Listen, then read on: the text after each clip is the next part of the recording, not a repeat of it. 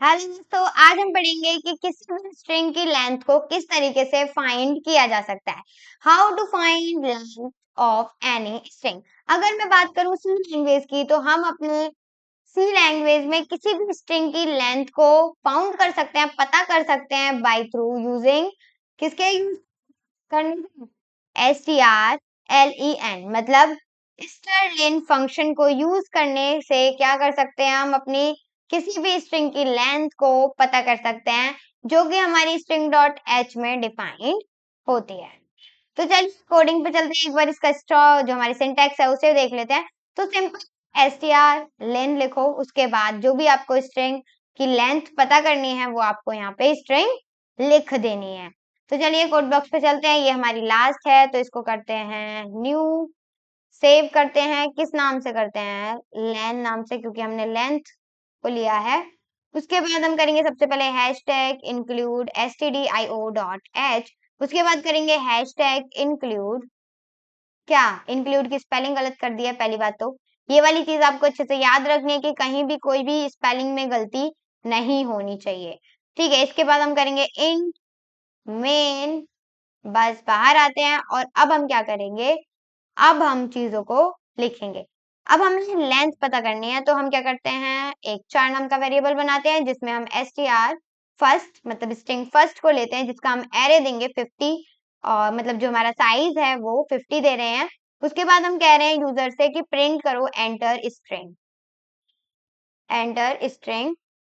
बस बाहर आते हैं, उसके बाद उससे स्कैनफ करवाएंगे ताकि यूजर जो है वो स्ट्रिंग एंटर कर पाए। एंटर करने के लिए %s बाहर जाते हैं और str फर्स्ट लिखते हैं, क्योंकि हमें इसमें एड्रेस देने की जरूरत नहीं है, क्योंकि एड्रेस हम इसमें नहीं देते। मतलब एरे जब भी हम डिक्लेयर करते हैं वहां पे एड्रेस का साइन नहीं आता, क्योंकि उसमें ऑलरेडी पॉइंटर डिफाइंड होता है। अब ये कॉन्सेप्ट क्या है, ये आप हमारी लास्ट वीडियोस में जाकर देख सकते हो।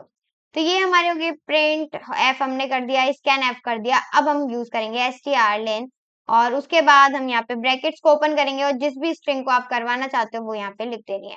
बस मैंने यहाँ पे लिख दी है, बस सेमीकोलन लगाएंगे और उसके बाद लिखेंगे प्रिंट एफ, क्या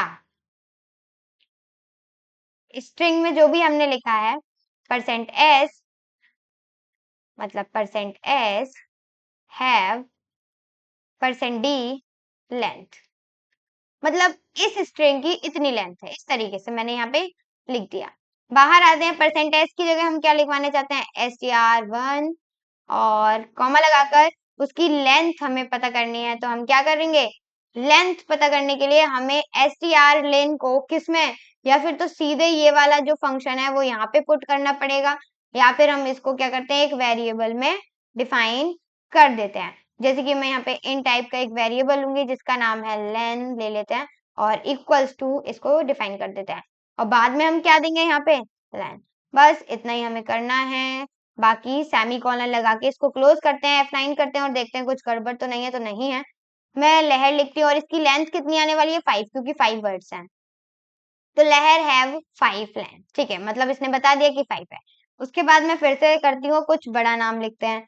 तो मैं यहाँ पे लिखती हूँ राजवीर और एंटर करते हैं। तो राजवीर हैव 7 लेंथ, ठीक है।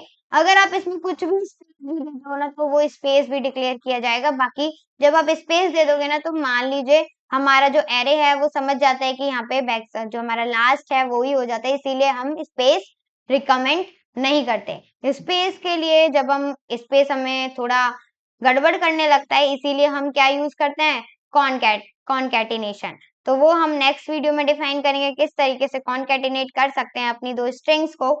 तो चलिए इतना ही आज के लिए। बाकी आई होप सारी चीजें क्लियर हो गई होंगी, समझ में आ गई होंगी। अभी भी कोई कंफ्यूजन, कोई भी डाउट या फिर कुछ भी ऐसा है जो समझ में नहीं आया है, सब हमसे पूछ सकते हैं कमेंट बॉक्स में लिखकर। बाकी thank you so much for watching video. Video अच्छी लगी तो लाइक शेयर एंड सब्सक्राइब जरूर करिएगा।